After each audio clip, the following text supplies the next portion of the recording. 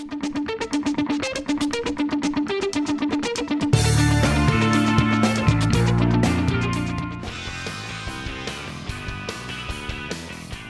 came across an interesting article that you were telling me about, Paresa, about what is it, Phil in accounting having his job taken over by robots or something. It sounded crazy and futuristic. So it sounds like a great topic. What's this all about? Oh yeah, the robots are coming for Phil in accounting, according to the New York Times. Super interesting article on artificial intelligence and how, again, technology is evolving even further and further with AI and machine learning and what impact that's having on the workforce. And as I was reading it, honestly, the way it was positioned is it was kind of like just talking about automating processes. So, this new robot can come in and, approve expense reports and, just make things more seamless, which sounds like what ERP systems could probably do, right? So initially when I was reading it, I was thinking we were talking ERP digital transformation, but they were specifically talking about robotic process automation or RPA. So I'm curious, have you heard of it? Is that like how does that relate to ERP? Is it the same thing? Are they things that go hand in hand? How does it work? Yeah, great question. I mean, it's I guess yes, all of the above to your questions there. It is artificial intelligence is something that can be part of ERP, and it's something that more and more ERP providers are building into their technology. But it's also a standalone technology too. There's also providers out there that just provide just standalone ERP or standalone artificial intelligence types of capabilities. But it's interesting that the article is about accounting because that is one of the more common areas where you're starting to see machine learning or artificial intelligence, robotic processes, whatever you want to call it, being baked into some of those processes. So, for example, some providers like SAP, who is one of the larger ERP providers, they have sort of automated AI robotics sort of AP approvals and invoice approvals. So for the accounts payable processes, you could have AI telling you, which one should be approved and which one shouldn't be approved or which one should require some sort of manual human intervention. So that's just a real sort of a minute or a very specific example of where we're seeing AI. But to answer your question, yeah, it is something that's being baked into ERP systems more and more. That makes sense. And I mean, it sounds like so at the core, AI is pattern recognition, right? And it's these algorithms that are used to identify patterns and over time and see how they can just build on what we already know today. So it's affecting accounting, but it's also affecting doctors, lawyers, bankers, and really every industry, which is kind of interesting because in a sense, I remember going to a women in technology conference a couple years back with the Colorado Tech Association, and they had someone from Google there that was talking about their AI efforts, specifically in the medical field. And I'm just going off of memory, so bear with me here, but they were talking about how they had a a system that would take pictures of people's eyes and be able to identify over time their risk for heart disease due to diabetes. So they were taking pictures of people who had diabetes. And over time, the machine was able to identify which eye was for a male and which eye was for a female, beyond, also identifying what risk you had of developing heart disease due to diabetes. But it's interesting because up to this point, there has been no discovery of the difference between a male eye and a female eye, but this robot figured it out. So it's interesting to see how it advances just kind of what we know. And I think at that point, they still didn't they hadn't dialed in on what it was specifically that this machine was catching on with identifying the sex of the person. But it just is an example of how much artificial intelligence can kind of advance us, but is it scary? I don't know. And it's, obviously this conversation in relation to the workforce, is it going to impact our jobs? Are we more at risk because these robots could come in and take over, Phil in accounting's role at his organization? Yeah, yeah, it's it's a great point, and it also brings up a whole host of other issues, ranging from ethical issues to organizational change management issues to operational issues. I mean, it just affects so many different things, and you think about the kind of culture you're trying to create as an organization. So on one hand, you're probably trying to, or a lot of organizations, I should say, are trying to build a strong culture with a engaged workforce, a motivated workforce. And then on another hand, they're trying to deploy new technologies to make themselves more efficient. And those two things, I think, could potentially be in conflict because, whether you as a business owner or leader like it or not, people are going to be threatened by this whole idea of total automation of people's jobs. And even if it's best for the company, it's just not always going to go over well with employees. So it's a really interesting topic. It's super interesting. And then it also opens up the conversation of business intelligence too, because I know that that is another arm of it. So I'm curious, what's the difference? Artificial intelligence, business intelligence, is that something that goes hand in hand? Does BI use AI, or tell me a little bit about that? Sure.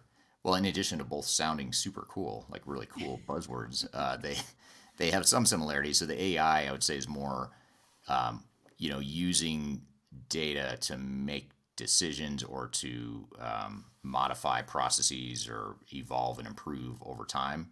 Whereas business intelligence is more providing the data to a human that can make sense of that data to turn it into information. So in other words, rather than just looking at a P&L, profit and loss statement, you could look more intelligently into some of the business intelligence behind what's my profitability by product line or geography, or sort of slicing and dicing information in different ways so you can analyze a business. So it's still, business intelligence is still intended for human consumption and human decision making, whereas artificial intelligence is more taking the same data, taking operational data and inputs to make more of the decisions itself, and humans become more of an exception, or humans intervene in exceptions only.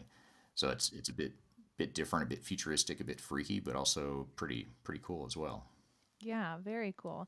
I don't know how I feel about it. Like, I understand why people are nervous about it, but I also see how much it could, propel us forward too in every industry. So I don't know, Yeah. mixed feelings over here. How do you feel about it?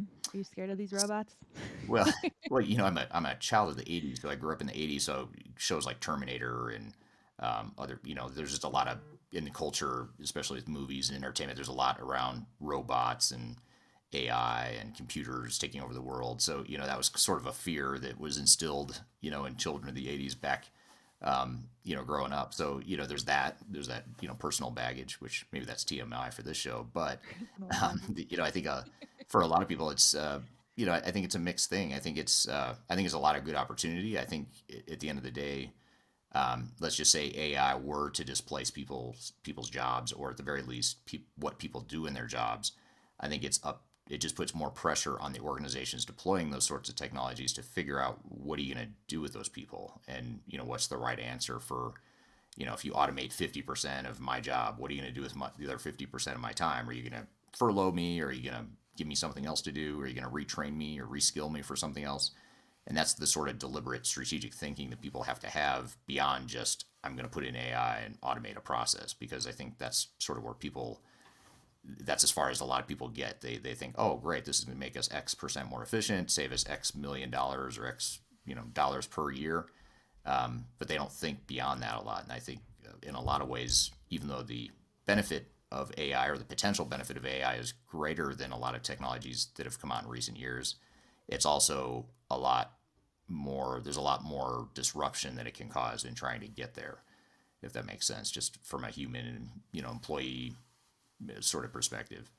So probably mixed feelings, I'd say too. I think there's a lot of upside potential, but I don't think people in organizations in general have really figured out how to, coexist with technology, if you will. The humans, how to combine the humans and the technology in that way. Right. And you mentioned disruption too. Something that they were touching on in this article is that that's been the very thing that's been holding a lot of executives back from making a change and adopting, robotics, or, automating to a certain extent, because they don't want to fully disrupt their team, disrupt their workforce. They don't want to lay off, go through a round of layoffs after doing an implementation like that. But the pandemic seemingly acted as a catalyst for these companies to adopt this type of technology because people are already remote, people are already getting laid off. So it's almost like it's correlated. So I'm curious, did you see the ERP industry go along that trend too? Did you see an uptick in digital transformations on the ERP side specifically in 2020? Yeah, it started off, I'd say, right after the pandemic struck. When the lockdowns and the economic impact started to become clear. Yeah, I'd say the opposite happened. A lot of companies paused their projects or really slowed things down just to get a handle on what in the world's going on in the world today. But once those first 4 or 8 weeks passed it in the pandemic, I think organizations realized, okay, well, this is just reality now. We've got to figure out how to navigate it. And in a lot of ways, it exposed the deficiencies that a lot of organizations had with their technology that they were able to get by in the past, but now with the remote workforce or people that are more disparate or spread out in multiple locations, suddenly their old system just couldn't handle that sort of diverse access to the technologies or whatever you want to call it. Especially organizations that were still using mainframes and VPNs to dial in to get to the system. I mean, that just isn't built for a partial remote workforce.